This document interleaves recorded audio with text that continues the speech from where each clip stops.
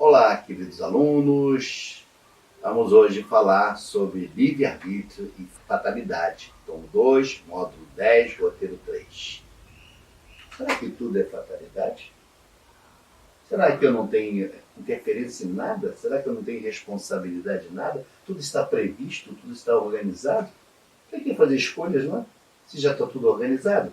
Será que é assim que funciona? Vamos ver? Vamos ver. Então vamos primeiro conceituar a fatalidade. Então o conceito de fatalidade: qualidade ou caráter de fatal, sorte, inevitável, destino, fado, fatalismo. E fatalismo, o que vem a ser? Atitude ou doutrina que admite que o curso dos acontecimentos está previamente fixado, nada podendo alterá-lo. Note que existe uma doutrina que acredita nisso, né? Que defende essas ideias de que tudo está predestinado, está tudo já predefinido o que vai acontecer e que a gente não tem ingerência de nada. Mas aí onde é que fica o nosso livre-arbítrio? Será que nos tornaríamos um robozinho conduzido? Para que vamos evoluir se está tudo já predeterminado? Então, da mesma sorte que ele organiza alguém no nível, também organiza alguém já, um expoente, né? Está tudo previsto, não tem risco, não tem que submeter a experiência nenhuma. E onde ficaria então a justiça divina? Exatamente. Então haverá fatalidade nos acontecimentos da vida conforme ao sentido que se dá a esse vocábulo? Quer dizer, todos os acontecimentos são pré-determinados e, nesse caso, que vem a ser do livre-arbítrio? Essa é uma questão do Livro dos Espíritos, questão 851, que vai nos responder a essa indagação. A fatalidade existe unicamente pela escolha que o espírito fez ao encarnar desta ou daquela prova para sofrer. Escolhendo-a, instituiu para si uma espécie de destino. Note, espécie de destino. Que é a consequência mesma da posição em que vem achar-se colocado. Falo das provas físicas, pois pelo que toca às provas morais e às tentações, o espírito, conservando o livre-arbítrio quanto ao bem e o mal, é sempre senhor de ceder ou de resistir. Olha que interessante. Então, quer dizer que eu sempre terei o controle em minhas mãos? Sou eu que vou determinar se eu aceito ser conduzido para um determinado posicionamento, uma determinada ideia, ou posso resistir? Então, isso não está previsto, não?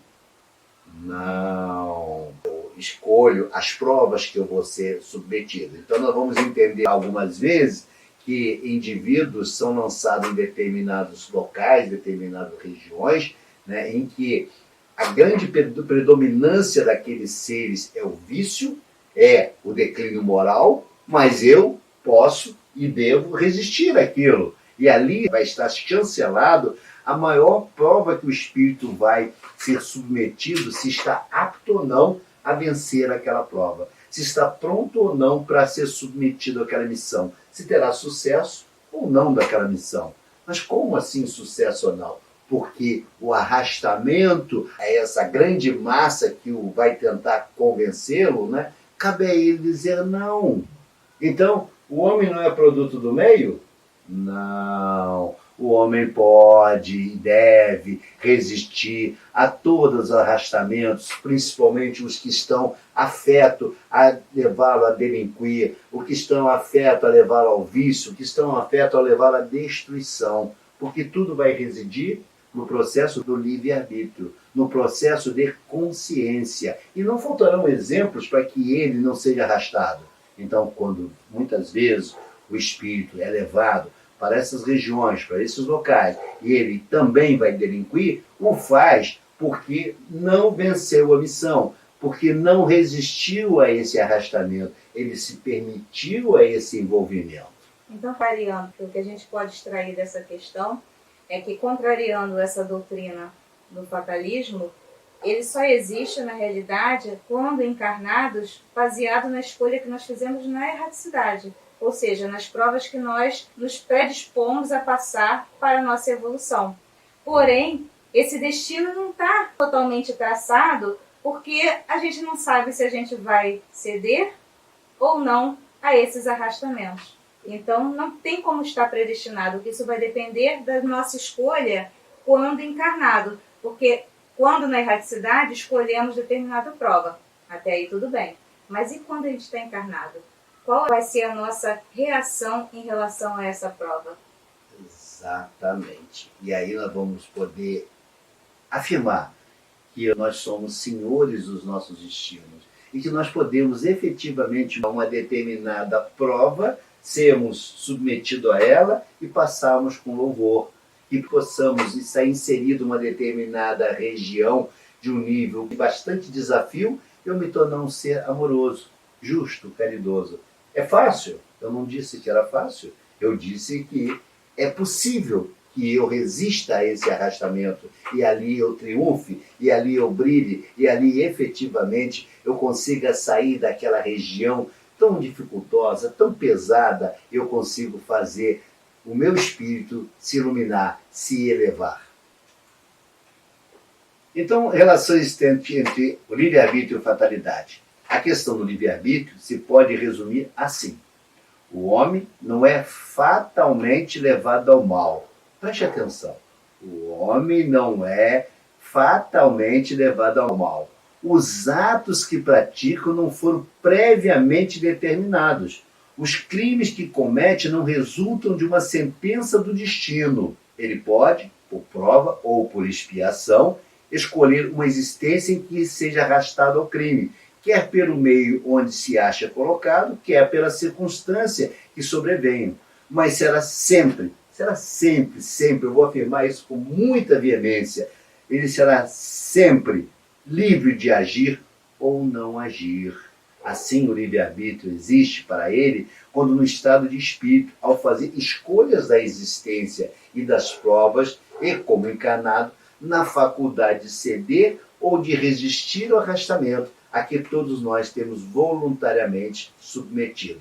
Então, observe que, por mais que tente aquelas correntes sustentarem que o homem é produto do meio, que o homem é um coitadinho, que o homem é um infeliz, não! Ele pode se libertar, ele pode lutar contra essas forças antagônicas, ele pode dizer não. A alma dele é livre para pensar, como falamos em aulas anteriores, ele é livre para pensar, ele é livre para obrar. E aí ele precisa buscar essa vontade de vencer esse arrastamento. É claro, eu falei a palavra vontade, o desejo de impingir força para se elevar. É claro que a solicitude do meio é muito mais forte, indiscutivelmente. É claro que as forças contrárias vão te arrastar para baixo, sim, mas o desejo, a vontade que eu vou impingir para me elevar, sendo muito mais forte, com certeza eu irei vencer, eu não sucumbirei.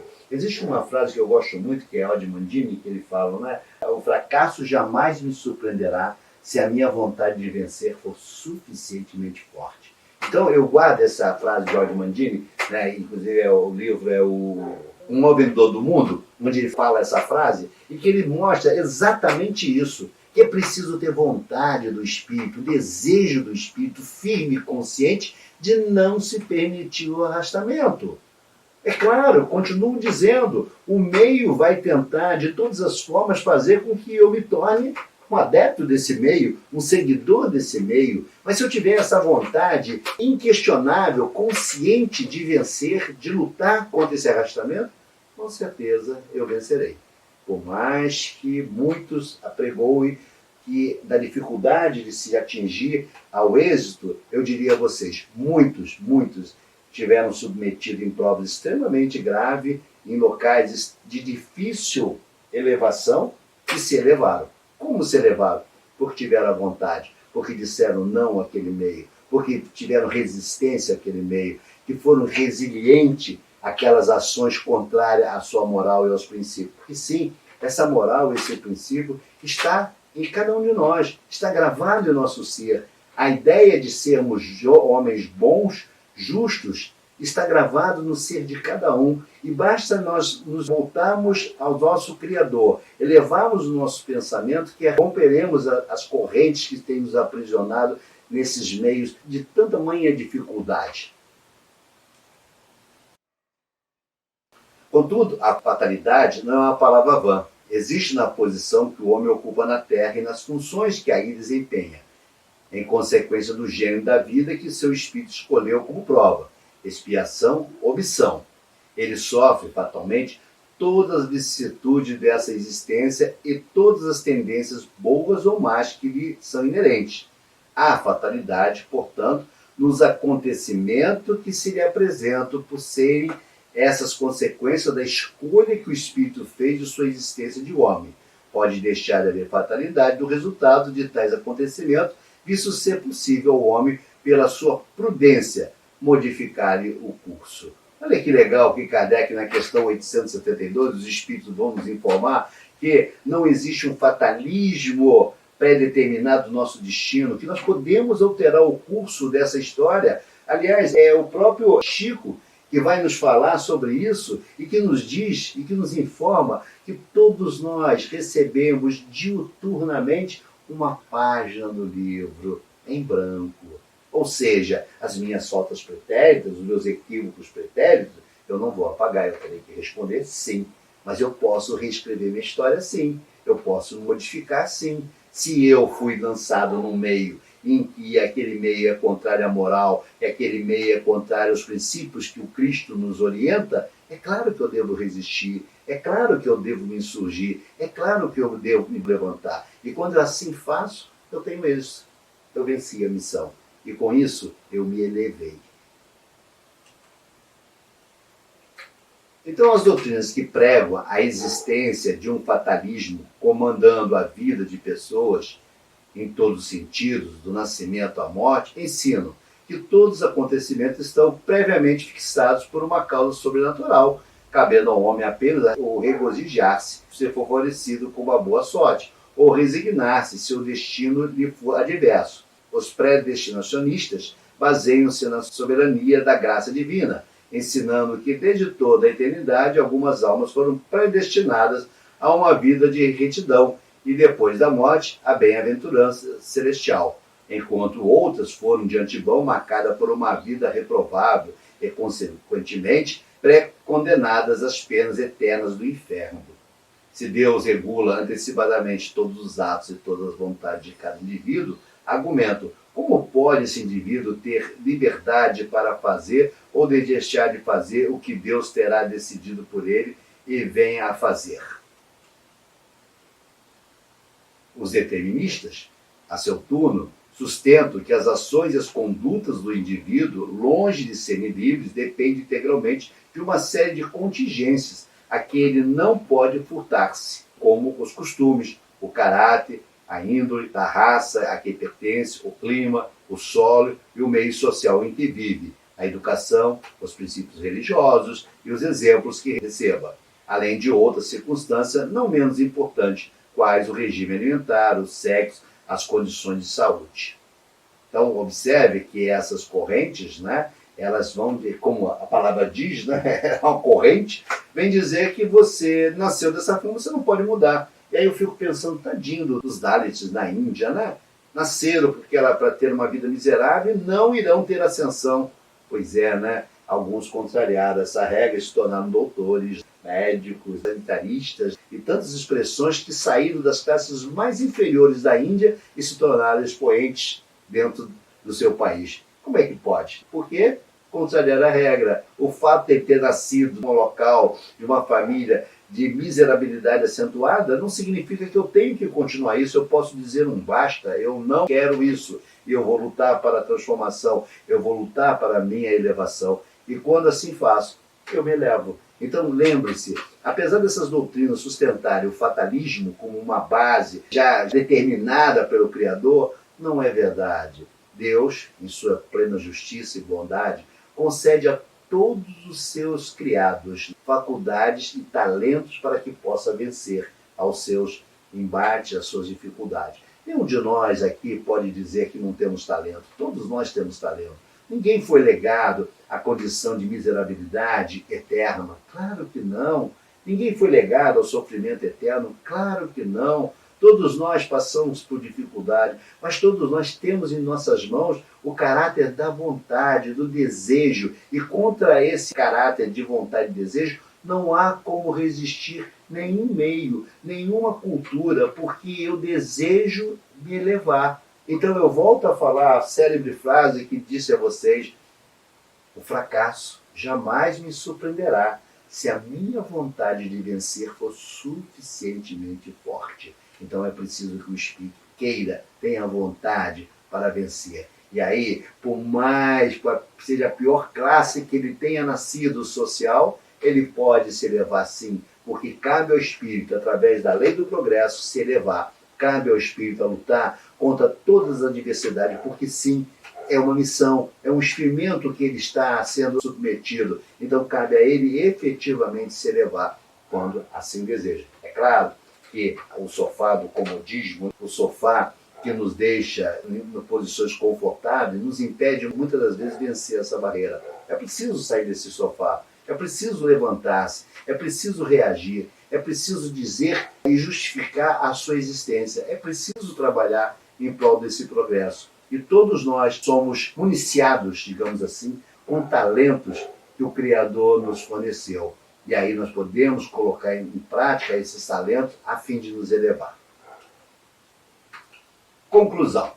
O Espiritismo nos apresenta ensinamentos mais concordantes com a justiça, bondade e misericórdia divinas.